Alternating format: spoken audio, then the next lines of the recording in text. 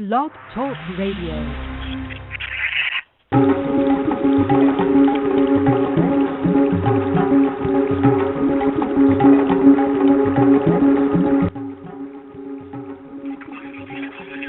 You are now listening to the Evolution Hour with hosts Rob Gauthier and George Spirakis.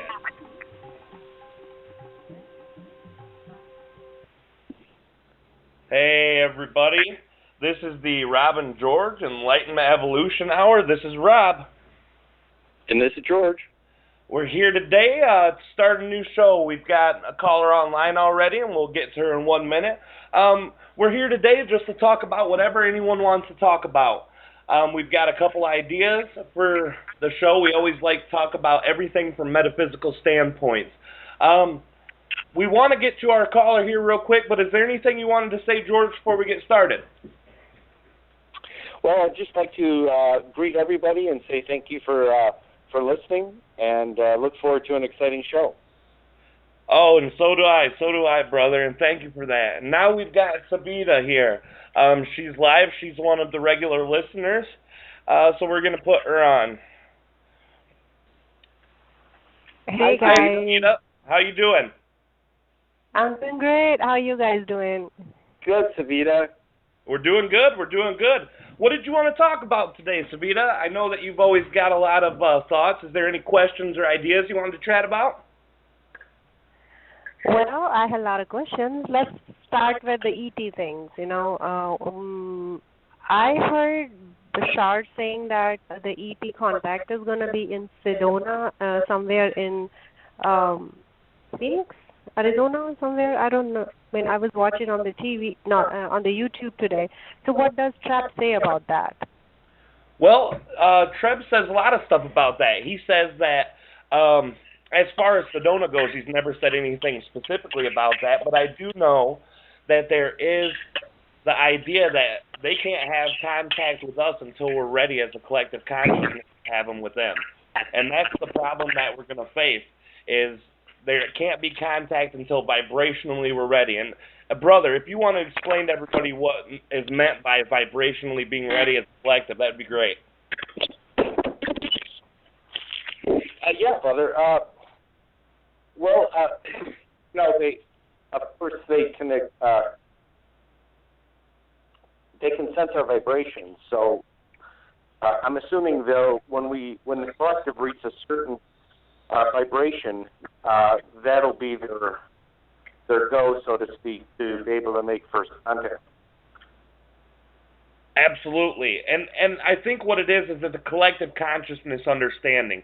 It's about listening to us as a race and whole vibrationally. So what this means is, let's say a quarter of the world is ready for us to make contact, and the other 3/4 isn't. It's going to take at least a slight majority of us being willing to connect. And it's not always connecting outwardly. Yes, that's important in this case, but specifically, the bigger point is if we're ready to deal with each other. And that's the problem right now. Humanity has went through so many different waves of evolution, and right now the biggest impediment on our whole evolution is the inability to get along with each other, to respect each other, to love each other, to connect each other, and to not judge each other. Once that's done, this is when we start getting that vibration sense up there. There's a lot of people out there that are really, really excited about contact, but it's not enough people vibrationally. It's not enough to change the collective. And the way that the collective works is each individual has their own ideas, vibrations, connections within themselves, and everyone goes in. It's like getting an average. You put in all the integers from each entity vibrationally, and then you divide them by the sum, and you get an average vibration. And I think that's a lot of the way of how it works. But I don't understand this thing. We already have ETs coming and visiting people, like Treb is visiting through you, but I know ET do visit in physical form. When they are already doing it from years and years and years, and they are in contact with people do see them, people experience them, And signs, that those people, the ghost hunter people, they also, because I did read and watch on the YouTube that they do, like, they do find that electromagnetic and magnetic waves proving that there was something. Then when the ETs are already doing it, then why they are waiting for that official like, what's the big deal in that when they're already doing it? Why we are just doing the hide and seek kind of thing? Well, brother, do you have any ideas on this one? Well, I think what we have to try to understand is that there still is free will, and if they're not reading our vibrations that we're ready collectively, you see, they don't want to hurt us. They don't want to make us afraid as a collective. So they're sensing our vibrations collectively, and they're doing this through Gaia, the Earth. They have very high perceptions, and they're able to gauge where we are, in our current energy levels. So it's what we really have to do is just be patient, and as the disclosure comes out, little by little, of course, that level of fear will go down because more people, we have the spiritual community that is well aware of what's going on, but then there's the rest of the collective who is, we call them sleepers, but they're just not aware yet. So they don't want to come to the Earth and make a contact and just startle everyone. Sure. It's pretty easy to understand, and you really have to respect them for that. Again, those of us in the spiritual community are waiting with bated breath to have contact, but we're part of the collective, so we have to wait for the collective. So, and I'm sure there's a good reason behind it. Oh, sure. And I think the larger part of contact in general, this rule isn't being broken by one or two entities connecting at a time. Most of the beings who have physically came to Earth in the time of quarantine, and the quarantine is set up as a mutual agreement among Type 1 entities not to physically intrude or interfere directly with our evolution as human race. So in this evolution, as we're going through, all Type 1 entities say, hands off. We're not touching these guys. We're going to let them grow. Before that they came, before that they connected, Type 1 and Type 2, which is negative and positive, to put it in lesser terms. And then we have the Type 1 beings who are respecting us and not allowing our free will to be interfered with. And they understand that at this point of evolution, we're not really in tune with ourselves enough to get information that they would share and use it for the right purpose collectively. But there are some who can. There are some vibrationally who are able to connect to them. And that doesn't mean these people are better. It doesn't mean they're worse. But it means that that specific being is willing to touch that being vibrationally. The way that I do it through my channeling is much different. There's no hands-on there. There's connection. But this connection is literally available for all of us.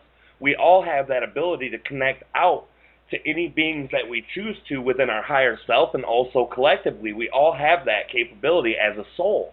Our souls are very connectable. Physically, there's been a lot of ETs that have come down, and they've interfered. They've given people technology, and those people have used it to the detriment of our society. But this only allows because our collective consciousness is also in balance. People embrace the idea of being controlled, and that's the whole thing that I try to really reiterate to people. When you are being felt like as if you're being controlled, it's because you allow that feeling to be had. You allow that vibration to be connected, and you can't go into that feeling of being a victim because that only manifests it more, and it adds to that negative aspect of the collective consciousness. These beings are here. They're all around us. Some won't come down to Earth. Some will. And it's pretty much up to us to decide what ones resonate with us the most. A lot of people say the ones that are physically coming down are good, and that all that has to do with is the belief systems of the entities that come. There are even type 1 entities who have came to Earth but not interacted energetically or with the memory of a person. They're able to wipe their memory and things, so they don't consider that an intrusion. There are a lot of type 2s that come down here and physically interact with us, and literally they believe that they have our best interest in their mind. They come down here, they connect to us, they think that they're helping us, but truly they're interfering with our free will. And there's a subconscious free will, a vibrational tendency to connect to these beings. And if it wasn't in our vibration alone, there was nothing that experience that couldn't be had. It's all being had because we allow it vibrationally. And I think that's kind of the grip that I've gotten with my communication with Treb. But see, no, I totally understand everything. Like every single thing I do understand. But my logic mind says that when ETs been coming to our Earth from million of years, it is in our old civilization they are finding the pictures, not the pictures. What do you say that on the wall carvings, the ET thing, and in Egyptian civilization that day I was reading that the carvings on the stone, they look like Syrian people. So when they were always there, when they were contacting us, they were the part of the human civilization. Then why they got disappeared? They have gone behind the curtain, and now they are planning to come back again. Why this thing is happening? Like, why they have to do that? No. Yeah, I completely understand. I think that has to do with the agreement of the overall quarantine. That's them saying these people are now coming into good intellect. They're coming into a vibration that's fitting of choice making, and we need to let them do as they do. It's just like kids.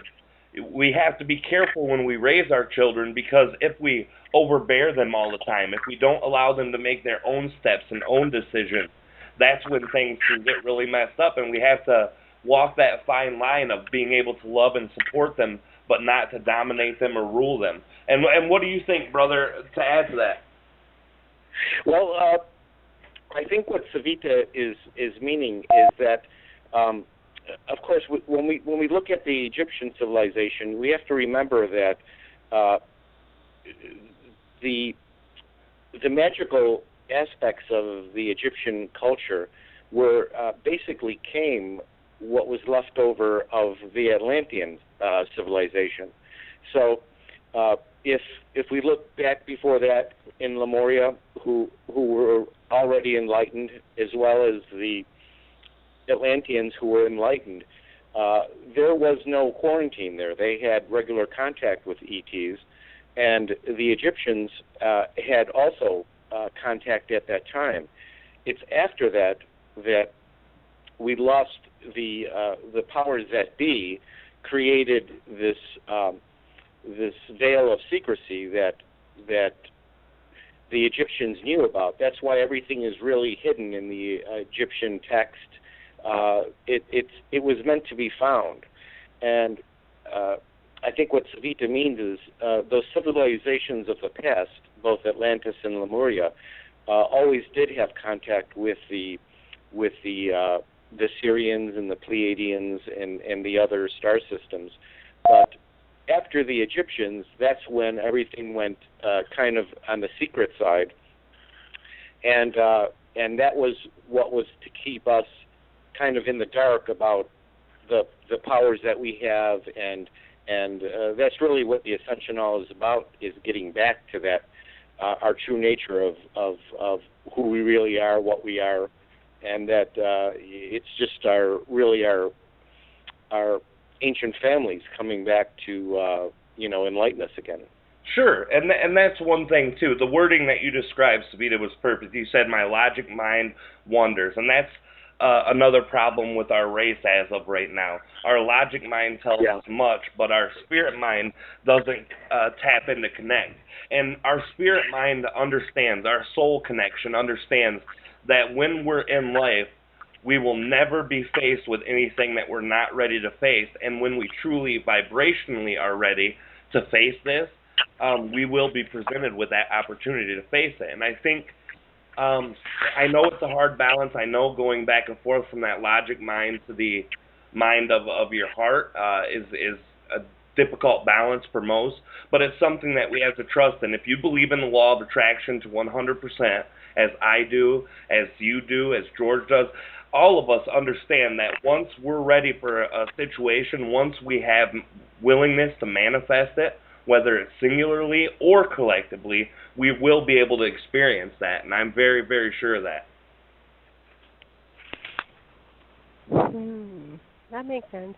But sometimes I think that what happened when our civilization, human civilization, were so highly evolved, then what happened? Like I can talk about the Hindu civilization, old time, because the Indian civilization is more than 5,000 years ago. So they were really highly advanced. Yes, Because they were. our text, Hindu text, the Mahabharata text, they talk about, and those texts are with people from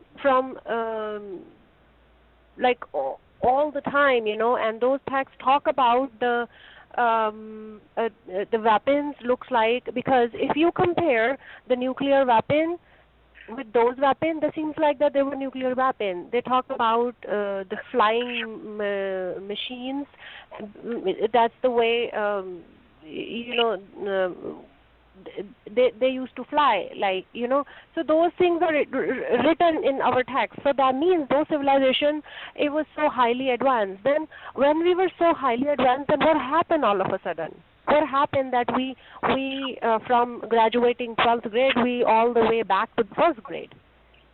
Like the Lemuria also, they were so advanced. They were so highly energetically, spiritually advanced.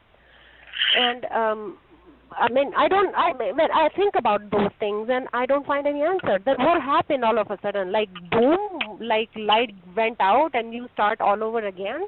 I don't get answers of these questions.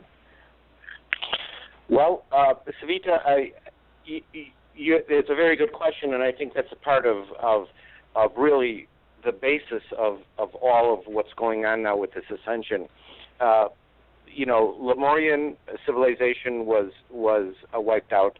The Atlantean civilization was wiped out, and this 36,000 year cycle was also it took a turn of duality where the powers that be, the people that reseeded the earth here created this civilization where they, of course, subtracted the normal 12-strand DNA to the 2-strand DNA, and so it left us in without having that enlightenment that these older civilizations do. It's only the ancient civilizations like the Hindu civilization, the Egyptian, the Greeks, they had these remnants of information that were left over because there were people that carried that information, but it was kept secret.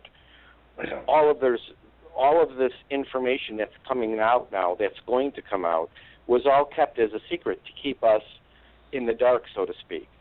Now with this new ascension period, everything is coming out. It's going to be a reversal going from the dark to the light. So I totally understand your question, and it's a very valid one. That's really the paradox of all of this is that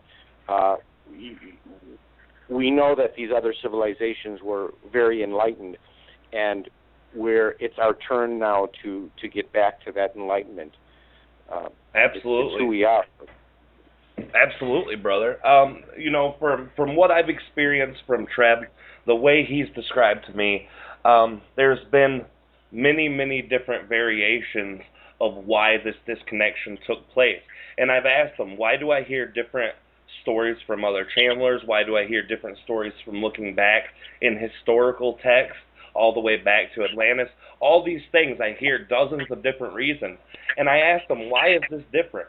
Why is everyone coming with this different explanation? And it is because each one of us are individually as tied to our past as we are our future. Our future hasn't happened yet in the way we see it, and our past has already happened, but truly it's all simultaneously. And the only thing that links us to our past is our vibrational frequency, the same as our future. And this is why Exactly. we're really trying to tap in with Treb.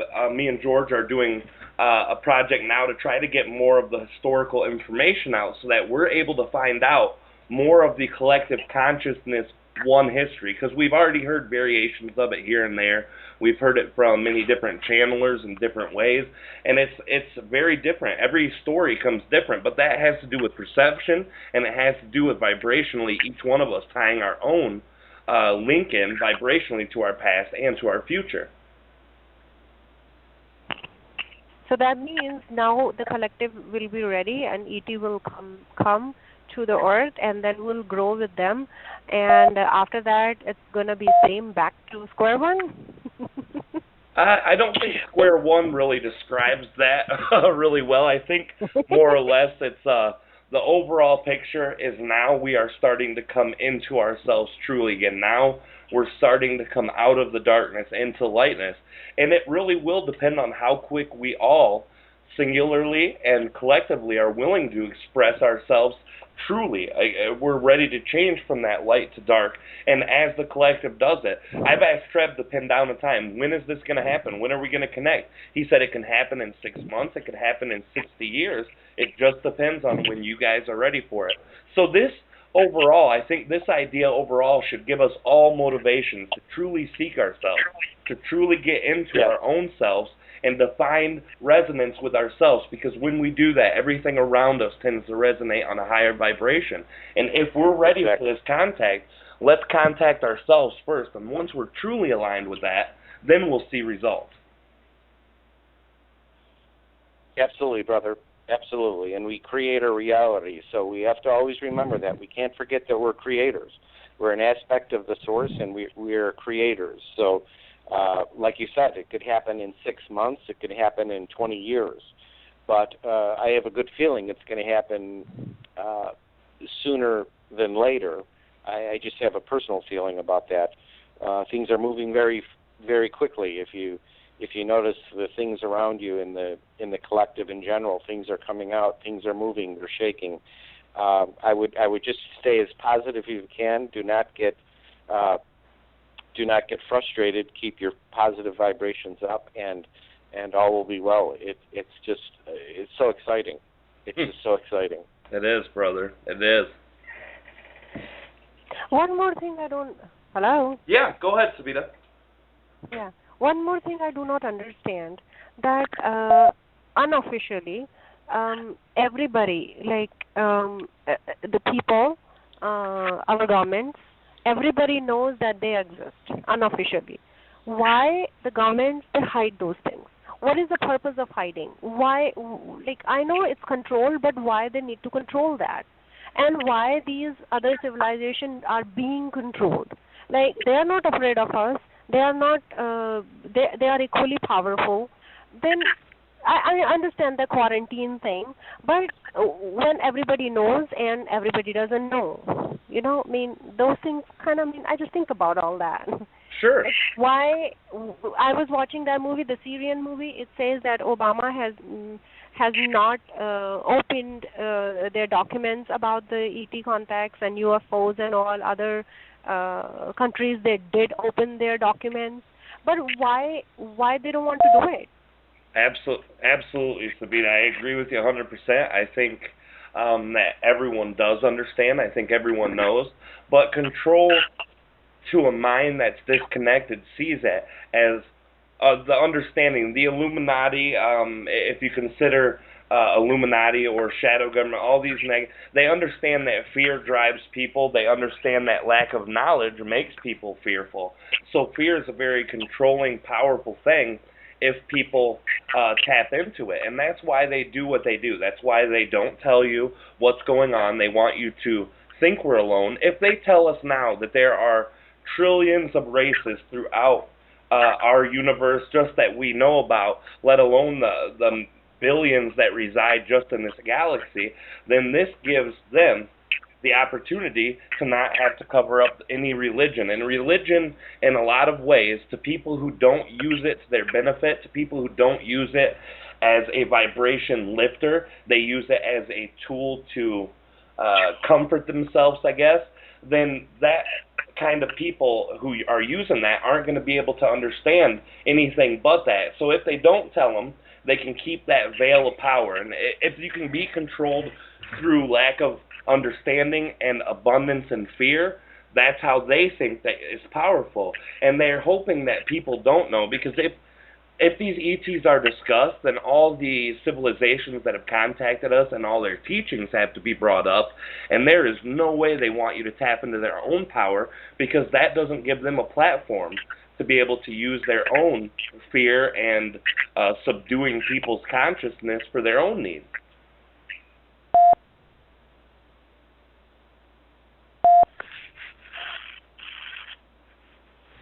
Go ahead, Savita.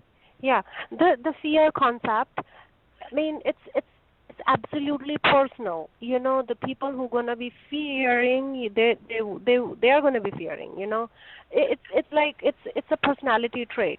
The people, you know what I'm talking about. I'm not talking about the general bigger idea of the controlling people. I'm talking about the one person on personal grassroots level. That's the people's habit, their nature, their personalities. So you know, this is the basic thing. I do not know. I don't understand that how it flows from up to down there. You know, I mean, people who believe it, they're gonna believe it. The people who do not believe it, they're not gonna believe it. They're not gonna believe that. People who, even though people like us, who officially they are not there, but we believe it that they're there. You know, it's. Oh, sure. Sure, and I understand where you're coming from too. People are who they are, and initially, if they come out and say, "Hey, this is the situation. There are people or ETs, entities outside," it would cause fear for certain people who are naturally attuned to fearful vibration. It would make other people happy. They just think that control is through vibration, and they're not understanding the overall concepts. They've got all this knowledge of laws of attraction. They have all this knowledge of what the tools are to help yourself grow, and they use that lack of knowledge to the general public just because they think that's the way that they can control people and rule. They just underestimate the average person's ability to get past adversity, and I think that's what it is. They don't think that people will be able to find this themselves enlightened. But look at what we're doing now. I mean, there's so many different people out there who are now connecting to whatever they're finding as far as information goes and connection within. Because when you look at the big picture, all of these governments, all of this control, all of this stuff, all the fear-based stuff that happens in our world today does not matter one bit. When we look at ourselves, when we know ourselves, and when we dig in deep to ourselves, we change everything in our personal reality. And that is the main thing that they don't want people to understand. You know, if you feel controlled, you'll be controlled. And in their little view, they have kind of looking in at people. Well, if I'm above you, then I'm powerful. If I have all the resources, I'm powerful. But it's because they're disconnected that they believe that. There's no understanding of what true power is, and the true power is each person has their own ability to create the universe that they exist in. Exactly. You know, especially these movies, they literally bug me because they always say that, oh, ETs are negative and we are positive. So in the end of the movie, we just we win. I mean, those kind of things. I don't know why our media show them negative. You know, I don't understand that. Well, I think that, Savita, I think it's part of the programming of society, of the world. I would just suggest that what I do personally is I don't let it in my sphere of consciousness. As long as you do the work that you need to enlighten yourself and keep your vibrations high, that will spread to the rest of the collective, your neighbors, your family, things of that nature. And I think that if we do that, things will be much better, and they will. Your life will move in the positive direction, and that's just a personal thing that I do. Sure, and that's kind of what works for all of us too, brother. Sorry, go ahead. Yeah, it's more of a personal thing. I mean, we're all sovereign entities, beings on this earth. We're all here at this time to do our part. And your enlightenment, Savita, is just it's a blessing. It's just another positive movement forward. So I would just stay positive, and these answers you're looking for will come into your life in wonderful ways, and just try to let go of the fear. That's the main purpose. There's fear and there's love, and if as long as you don't let that fear, get into your personal consciousness, everything will be fine. Absolutely, brother. I think you hit that on the head. And thank you, Savita, too, for calling in today. We really appreciate your time with us, and we really appreciate you connecting with us. Thank you. All right, Savita. You take it easy, and we love you. Love you, too. Bye. Okay, bye, Savita. Yeah. Bye-bye. Savita's a real good friend of mine. She's one that follows the work that we've done, not just here, but also with the Treb work, and she's been a real blessing. She's a very, very great lady. I really enjoy her time with us. And now the thing too that bothers me is I do enjoy explaining things about all metaphysical things. This is very great, but for me, even saying word Illuminati or shadow government, it always kind of puts that effect on me, like I'm talking about fearful things too, and that's not what we try to do here either. It's just the concept of having to explain. A lot of people do still carry fear for the governments, Illuminati, and all things, but that's what we're trying to transcend. We're trying to transcend any containment that we carry, anything that tends to hold us in, and all of those things are only set up structures of our internal mechanisms, our emotions within us, that are negative and imbalanced, manifesting itself outwardly. And this as a collective happens very, very strongly, and that's why a lot of people experience. And now, for me, I don't focus in on those things, so I never experience being controlled. I live my life in a happy way. I do what I feel is important. I do what I am excited about. I do what I feel that is very helpful to love people and to connect to people. And I never feel controlled. I never experience being controlled. And that's what it's all about. You live your life in the way you feel, and that's exactly how it works outward. That's exactly right, brother. You hit it right on the head when you're saying that all of these perceived negative groups or whatever you want to call them, they're just basically offshoots of the negative collective. I mean, it really boils down to that. It's part of who we are. We have to send love to them as well. If you think that there's a group like that, send the love out to them. They're human beings. They're entities like us that are unfortunately disconnected, or they have the perception that they're disconnected, and so they do these things. That's what this ascension is all about, is moving back to who we are, our true nature of love, and that's really what it's all about. So yeah, you hit it right on the head there. Yeah, I agree, brother. It's about getting back to where we truly are, and each one of us has our own capability of doing things in different ways. There's certain things that will align differently with other people. Let's say there's things that bother someone that doesn't bother another. We're all individually perception-based entities, as we all know and understand really well. The idea is to be able to find these things, the things that do align with us wrongly. That's there for a reason, too, and I think covering this idea of negative emotions and how they affect us is a really good idea, too. I think a lot of the negative emotions that we have in us come up to that surface so we could deal with them. And what has been your experience with that, brother, in your life? How do you perceive these negative things? Well, you're exactly right. I mean, anybody that's going through any negative situation is, especially in this time, is just it's a reaction to the changes on this earth. Mother Gaia is raising the vibration, and it's going to shake some feathers.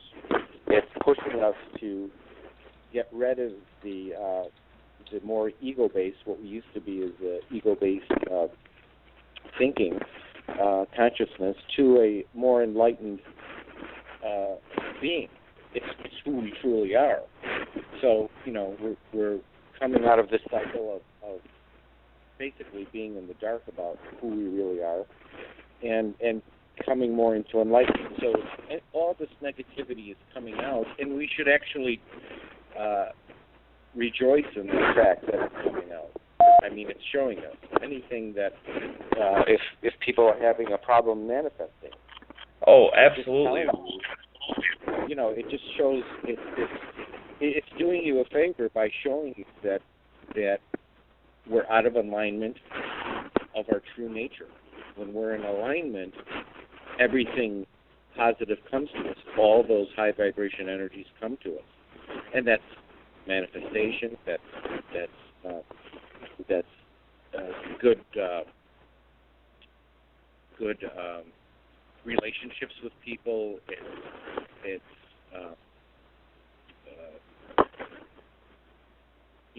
money coming your way. Things of this nature are all the positive things that we look for sustenance will automatically come to you. It has to work. That's the way the universe works. So it's all about dropping that old baggage. We're feeding off of these past lives that were negative, and it's just it has to happen gradually. It can't happen fast. It's just like what Savita was saying about contact.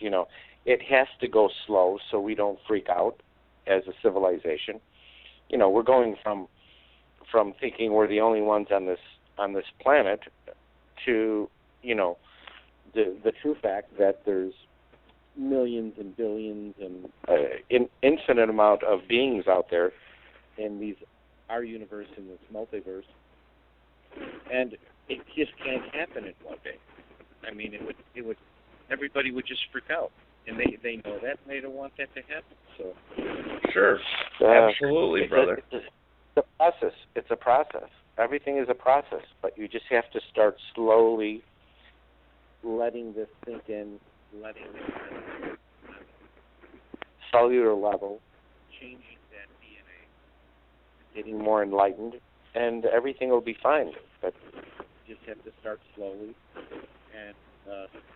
and you'll get there. Everybody will get there. Oh, absolutely, brother. I agree with you 100%. I think that it's very, very important for all of us to be able to experience that growth within ourselves, and that's a very, very big part of the daily life. Those negative things come against us so we can learn things, and those learning processes, some of us find it hard, and that's one thing I've heard from so many people lately. All these energies that come in have been kicking my butt. It's been hurting my feelings. It's been doing horrible things to me, and we need to figure out how to go through them.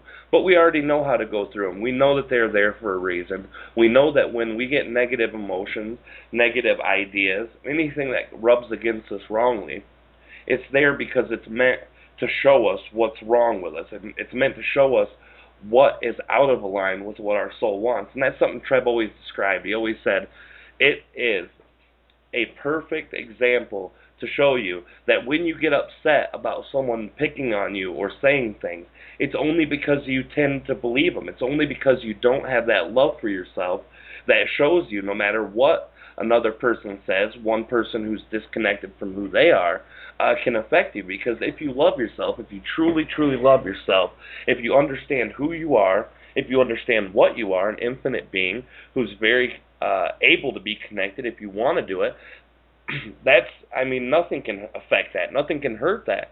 And that's where we all need to be in the way of self-love. And that's why we've always said self-love is the very basic building stone from the top to the bottom, or from the bottom to the top. Yes, absolutely, brother. Self-love is the first thing. That's the first step. It's who we are. It's finding who we are. We are love. Okay, period. We are love. So if you're out of alignment with that, everybody around you, you're just going to attract the vibration that you are. So, like you said, if people are talking about you negatively, if you're experiencing this negative behavior, it's because you're vibrating at that level. And as soon as we start realizing that we are vibrations and that we reflect these vibrations off each other, the sooner we'll start to understand and use that as an experience to get back to our true being.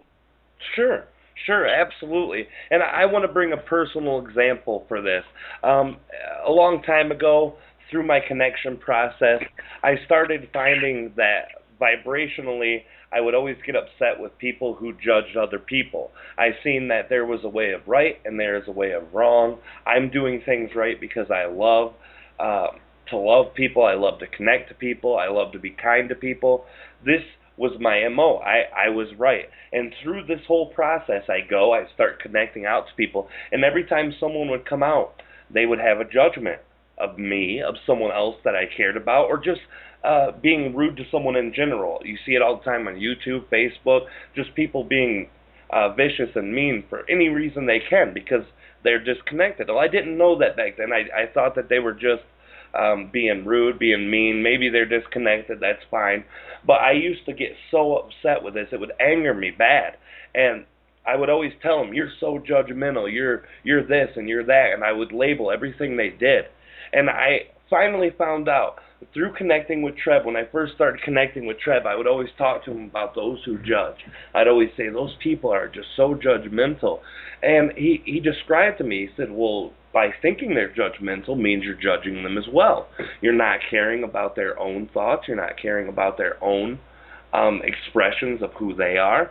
And maybe it is because they're disconnected. Maybe it is the wounded dog syndrome. You don't go to a wounded dog and try to help him because he'll bite you, or you will try to help him and he'll bite you, but you don't blame the dog for that. You know it's an instinct of someone who's hurt, and that's the same with them. And then he would describe, and I would see myself in slow motion. Every time I felt that boiling up anger, every time I felt that frustration when someone was judging another, I looked and I said, wow, I am judging them right now. And I would always take that negative emotion that I'd feel, the frustration, anger, and I'd stop myself and say, why is this happening? I felt that emotion. I embraced it and said, what is it that's making me so upset? And I learned that it was judgment itself. It was me judging them on how they judge others. Why would that bother me?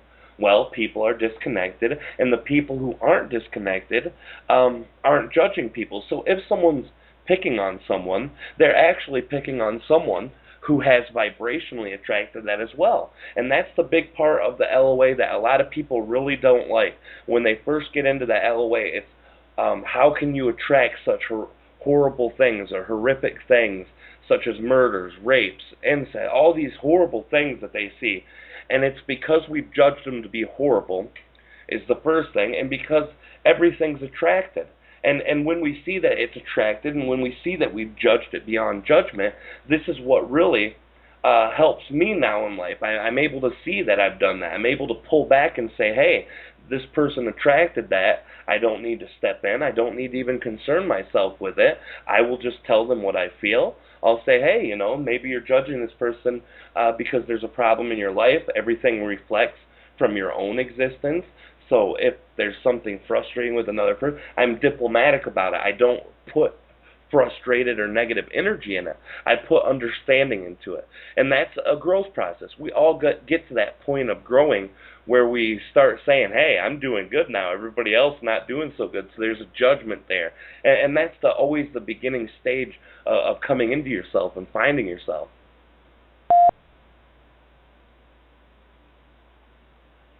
Oh, I'm sorry. Yeah, go ahead, brother. Sorry about that. Yeah, no problem at all. we see it every day in schools, like in high school. If you think back, kids bullying each other, girls saying stuff about other girls, and you can actually see, and the whole point of it is people are traumatized for the rest of their life because of these early childhood issues. This is a whole other topic, but it's just an example of we were not loving ourselves, or people were not loving themselves, and they attracted these things to themselves for a reason.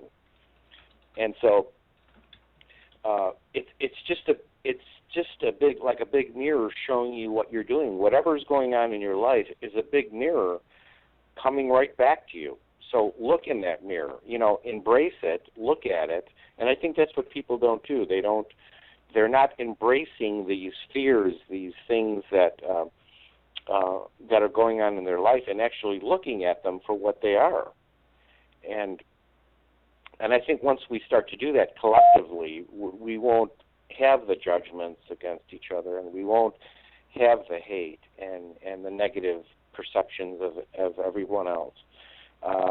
It's a beautiful thing when you understand how the nature of reality works, and it's all teaching us, to get back to our true nature. So yeah, that's a wonderful example, brother. Oh yes, absolutely, and thank you for that too, brother. Also, I know that there was someone who couldn't quite make it with us today. Her name is Vashta. Yeah, Vashta has a question here, and I'll read it. I'll read it to us, and we can let's talk about that. It is a good question. She writes, oftentimes I see people who have awakened up to some point and gained a bit of knowledge to start being ego-driven. They get that Messiah complex and think of themselves as chosen ones to save the world and people. That creates energy around them that gathers followers instead of people who will actually learn something, quite like cult leaders. Only they are unaware of what they are doing. How do we approach them to point it out, if at all? Or do we just let them be and allow everything else to get sorted out in its own way by universal law? And she's asking us to comment. What do you think about that, brother? Oh, wow, brother. That actually falls right in line with what I was just talking about, how the energy in itself allows you to be judgmental towards others. It's that first initial swaying of coming into your own consciousness, and that's beautiful. During those points, all this happens. It happened with a man, and I can never remember his name. He was from India. He used to spit out those gold balls, and he was able to manifest those in his younger days, but the more followers he got, the more people who praised him, his ego became very big. It became so big that he wasn't able to do it anymore, and this caused the major problems. He had to use sleight of hand tricks. He had to use a lot of bad things to kind of fool his way through for respect. So this is very, very common. And what this is caused by is a person's ego being inflamed. They enjoy the idea of being heard. They enjoy the idea of being popular and being respected. And they're not in it for the right reason. These people who have been able to connect with good information and good knowledge have used their mind to get there and not their heart. And this is the important separation. I've seen this in certain people who do spiritual work. I've seen it in certain channelers. I've seen it happen with so many different people. They start getting a certain amount of people that are connecting to them and appreciating what is done, and it gets to their head, and they get real upset and frustrated with people who come in and ask dumb questions or don't call people out. I mean, it's really been a big situation. And the thing is, to deal with it, how do you deal with anyone who does that? You speak from your heart. You express to them, this is my emotion, this is my feeling, I love you, I accept you, but you are starting to go down a slippery slope. Tell them what you think from your heart. You always have to express what's in your heart. If you don't, your throat chakra gets messed up. You start tapping into negative energy yourself. And if something bugs you about that, it's because there's something inside you that needs readjusted as well. And I don't mean you specifically, Basha. I don't know if this bothers you or if it upsets you, but I mean people who look at those people and go, oh man, I can't stand. That's also something aligned with in us wrong to be able to look at them and judge them. It's simply people are who they are. They're aligned in a certain way. You can always tell who these people are usually by looking at their willingness to accept and to help others. And people who are in it for notability, people who are in it for, just in it for whatever reason they are, they always come across nice and happy, but not willing to connect to people, not willing to help people.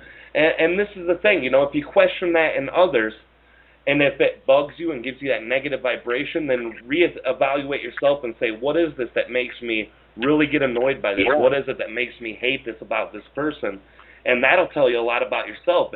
It's also being brought to you for a reflective reason as well. It's exactly right, brother. And once you start doing this with all of your relationships, you really start to understand, and you're actually grateful that you came to this conclusion of understanding how everything works. And I think that's the whole point of the collective. Once we start living our lives through our heart instead of through our ego mind, everything changes. Your life changes in that moment, and it's a beautiful thing. So that's part of that's why we're here. That's why we're talking about this to just spread the word on about there's a new way to live. There's a new experience to live out there, and it's just it's wonderful. It's wonderful. So I'm glad that we have these people that are interested. It helps us expand more on our own knowledge and hopefully enlighten people that are listening. Oh, absolutely, brother. And that's the thing. That's the reason why I try to connect out to as many people as I can. I want the information to be usable. I want it to be connectable, but I don't kill myself to get to the point. I know that everyone who needs to hear, whether it's the Rob and George Enlightenment Evolution Hour, or whether it's Treb Channeling, or whether it's just me going on one of my rants on YouTube, no matter what it is, if someone needs it, they will find it. There's no need to push yourself out there. There's no need to make huge deals about anything that's going on, because it isn't about the messenger. It's not about what I can give to you or what I could tell for you. It's about sharing love, sharing knowledge, and the willingness to find knowledge in yourself, because that would be my Treb said it many times. His goal is to put himself out of a job, and I agree with that. The more I thought about that and the more I came to understand what he meant by that, I would love to be able to not ever have to get on this blog talk radio except for to fellowship and not have to exchange. I would love for everyone to be able to find this information inside of them. And I know that's what's happening now. I mean, so many people are being brought to a level of understanding and such a great level of interconnection that it makes it so much better. You go out there every day and you connect to more of these people, and vibrationally you're attracting them to you too.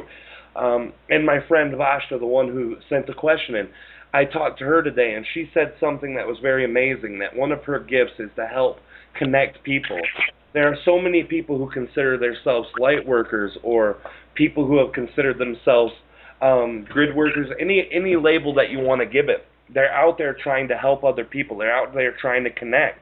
But they feel so alone because in their everyday life, they just don't feel as if it is easy to get a hold of people. And Facebook's helped this. You can connect to a lot of people. But her ability to connect those people, and now we're starting to bring in more people ourselves. And I think that's such a beautiful thing.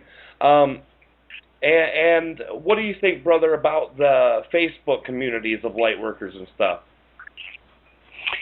Well, I think all of this technology is no mistake.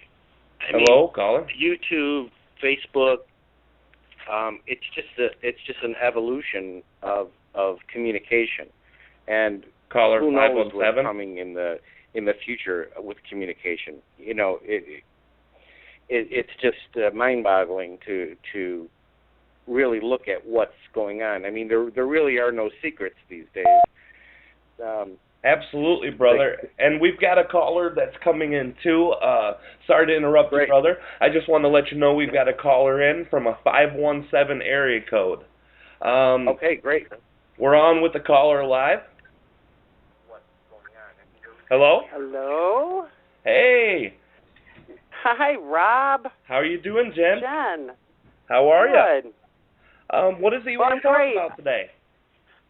Well, I'm always just kind of good at echoing what I hear, I guess.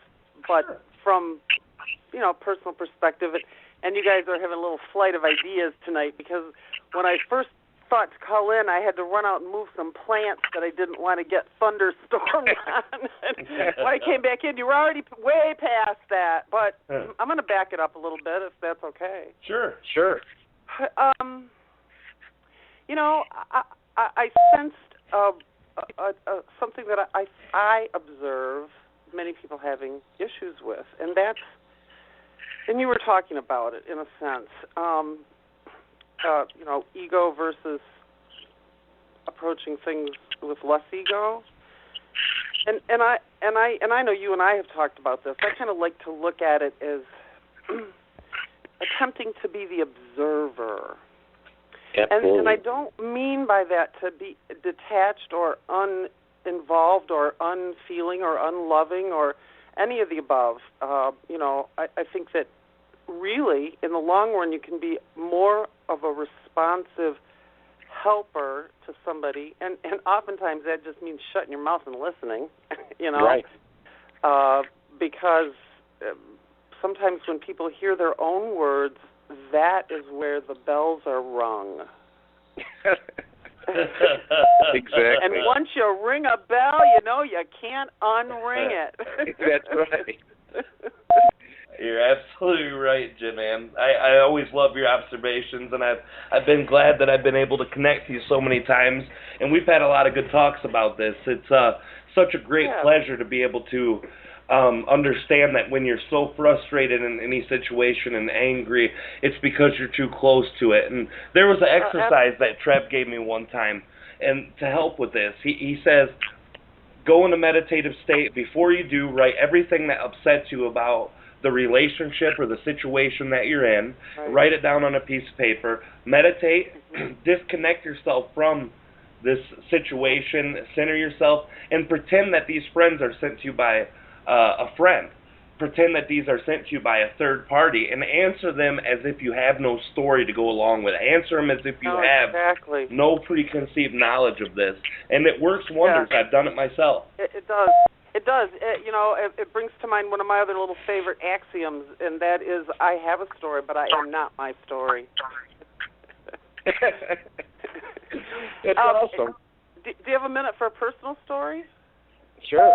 Do you Absolutely. want to hear a personal reflection of a personal circumstance? Well, I'll try to make it really brief. But in 2008, my 88-year-old father had a traumatic accident, and he was carrying water softener salt to the basement and fell down the stairs head first into the wall. Broke his C6 and 7.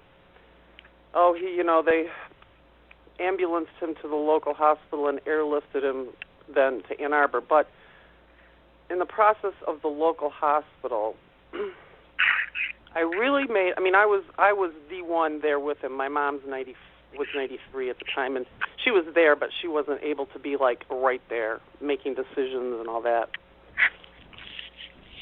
And I so remember standing at the foot of the gurney in the emergency room and simply letting go.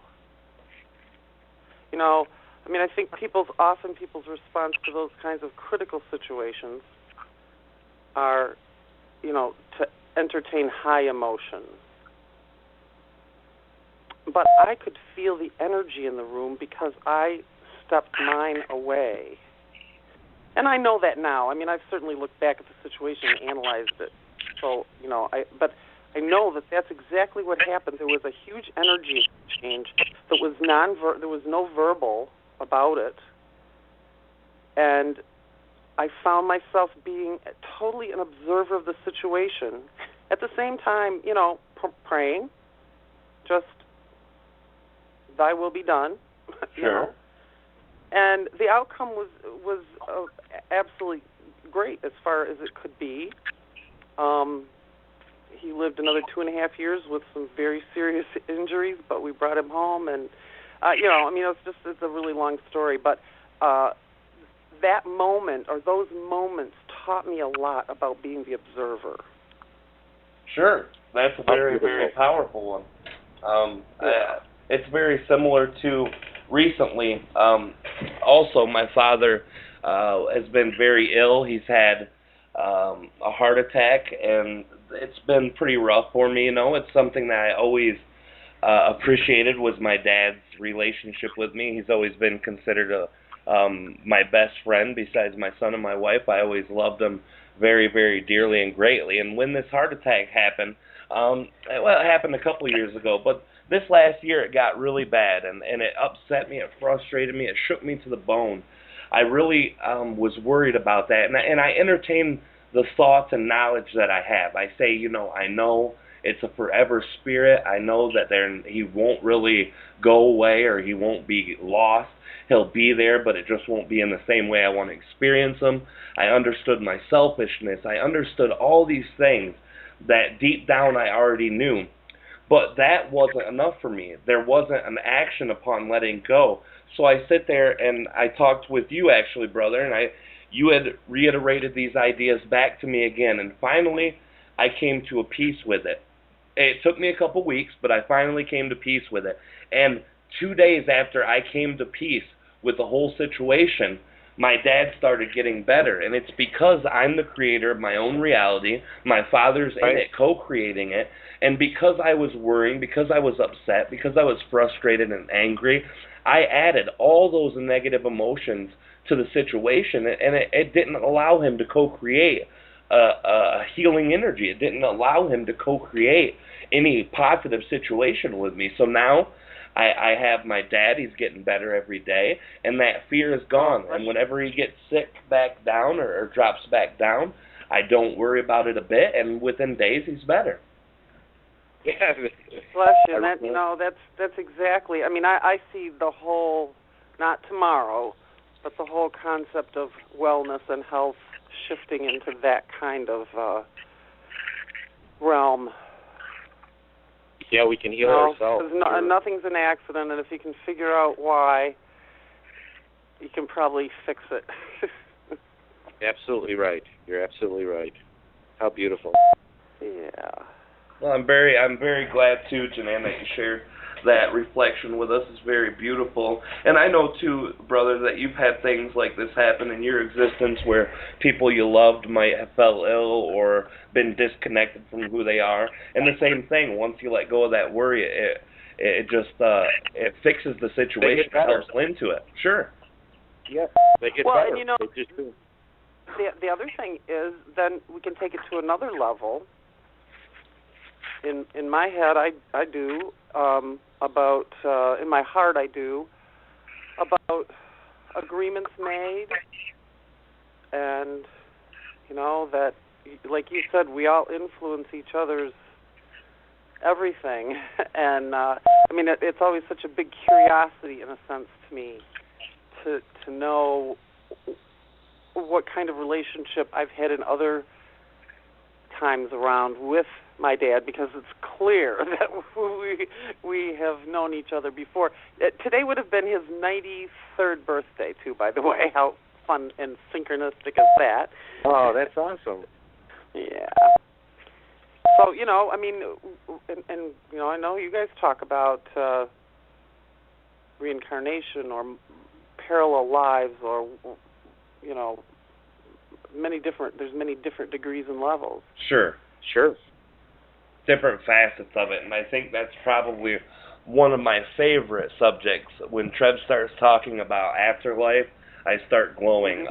When I read the Seth material, when I first connected to Treb, my thing for him, he said, well, to understand, because I asked him this first couple times meeting, I said, how do I know that you're real? How do I know this isn't my imagination? He says, go to your friend, Scott, an old dear friend of mine from childhood, and he said, talk to him, tell him, don't tell him about me, just go talk to him. So I did, and he led me to this UFO video. He's a big UFO guy, but not a spiritual guy, at least not at that point in his life. And he showed me this, and then it started talking about the CE5 style connections where you can, and then it brought up Law of One and Seth's material. And when it brought up Seth's material, it just popped in my head, I need to check this out. And I did, and everything that they were talking about. Sethy. Oh, yeah, you're a big Seth. So is George. I'm a Sethy, and I've read all the Seth books multiple times over the last 40 years. I mean, I started reading them shortly after they began to be published. So I'm certainly not an authority, but boy, do I love Seth. Uncle Seth, we like to call him. But and I'll tell you, one of the things out of all the material that I read, and my instincts were sort of like yours, I think, that I kept reading this stuff and it was all like brand new information, but my head kept going, oh yeah, this makes so much sense. This just makes so much sense. Like, yeah, it's clearing up stuff I've not even consciously wondered about. But one of the things that I will, just like, well, there's actually two. One is that it's easier to die than it is to be born. And we've already all been born, and we've already all died too, but in this reality, in terms of remembering that it's easier to die than it is to be born, the actual process. Yeah. And then the other one that he said, and this is sort of metaphorically said, but that we've all died at the stake thousands of times, and again, it's metaphoric. He doesn't mean that we all literally burned, but that we've all been through this. This is not new. We just agreed not to remember it now. But we are now. That's part of the awakening, is us beginning to have a sense of things that we've not known before as a humanity. Or some have known, but, like we've seen through history, many times it's immediately put into a category of either cult or fable or myth or something that isn't generally accepted, but that's all changing. Yeah, that's the quantum thought right now. I mean, it's remembering what you already know, but exactly, it's that's creating these new belief systems that we need to do. We need to question everything. Why can't this be happening? Why can't this be true? We have to start letting go. We're only limited by our thought. Absolutely. We are not what we eat. We are what we think. Absolutely. Absolutely. I love That's that. great. I do love that, Jim. And I always have a great pleasure talking to you, Janan, and I really appreciate you coming on and spending some time with us. We both enjoyed our time with you, and thank you very much thanks, for guys. joining us. Thank you so much. I'll be listening. All right. Well, we'll still be talking for a couple more minutes here. So go ahead and keep listening. Thanks again, Janan. Definitely will. All right. Love you guys. Love you too. Okay. Love you too. Bye-bye. Bye. And that's great. I'm glad Janan had a chance to get in and talk. And that's another thing, too, that I really want to check out and talk about, too, is the concept behind living eternally. I think that's one of the things. A lot of people deal with death. We deal with illness. We deal with so many things out there that tend to get the majority of people down. And it's learning how to deal with that.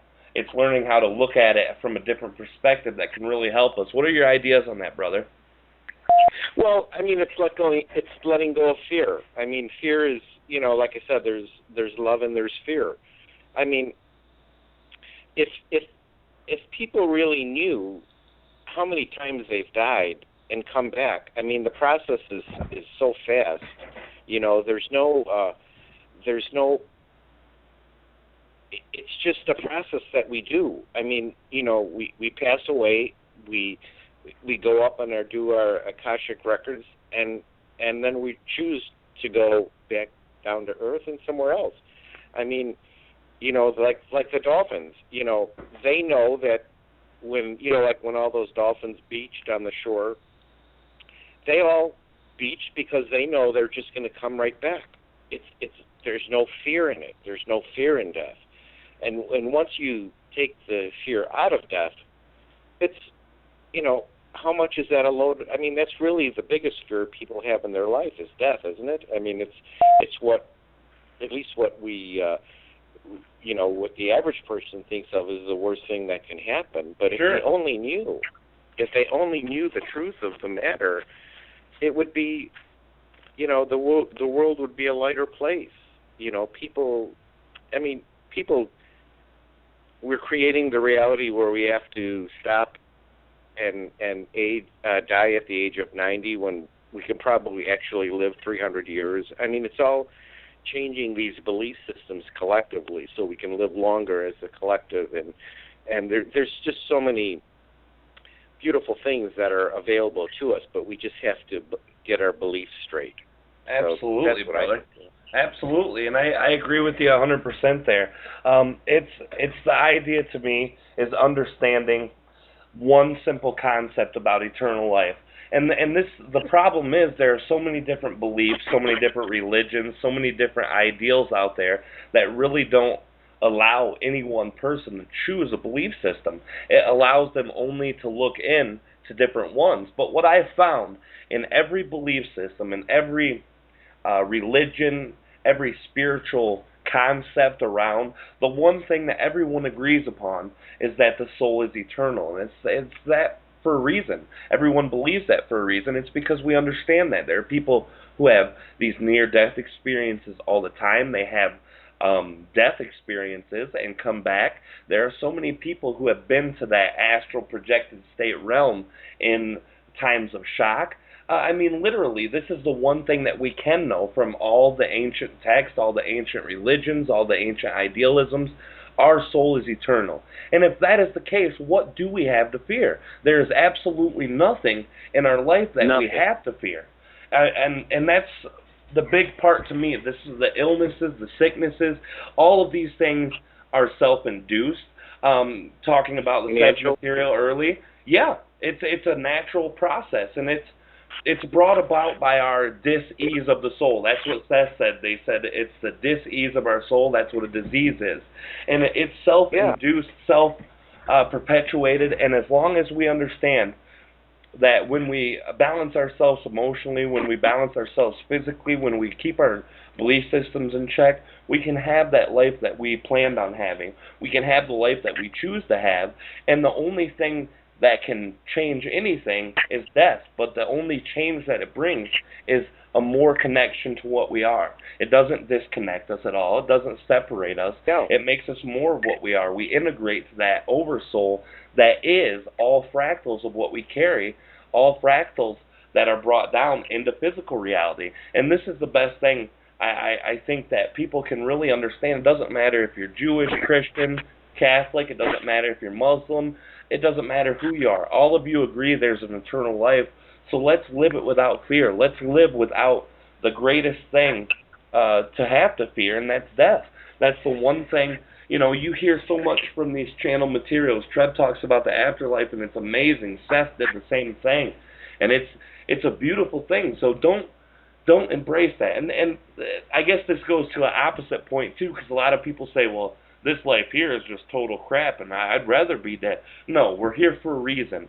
If you end that too soon, you're not doing what you're supposed to. You came here for a reason, and if you're feeling disconnected, then it's very apparent you haven't finished your project here. It's very apparent that you haven't done what you have come to do. And so just keep going through. Get that disconnection out of you. Come to an understanding within yourself of alignment. Understand that we are all fractals of consciousness from higher self. We're all connected to the Creator himself, and through that, empower yourself. Don't give up. Absolutely, brother. Yeah, I think everybody really just needs to lighten up, but they have to really take these channelings seriously. I mean, it literally, and it's so very important. That's for me personally. I you'd listen for years, and then one day you're just like, well, you have to stop listening and start actually doing, and make that change to actually start thinking this way. And it's all about creating those belief systems. Once you create them, that's really the whole point of all of this, is just getting rid of those old belief systems that are really given to you before you're even born. I mean, they're transferred to you by your parents, and so it's a process of just realizing them, getting them, working through them, and then seeing these little beautiful, joyous things that happen in your life, and you're saying, "Yep, I'm on the right track." And it's just so beautiful. It is, brother. And I think that's a great place to end the show today. I think that's a beautiful note.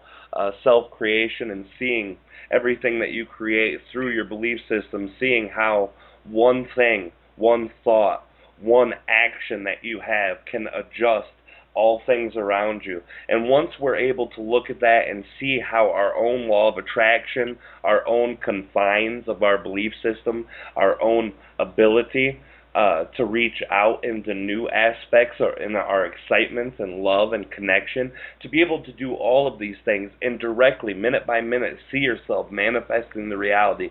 This is the beauty of life. This is what we're all capable of. And you know, through the show, I want to express to people how I've been able to do it and how you can do it and how it's so easy to get there once you can align to what you are.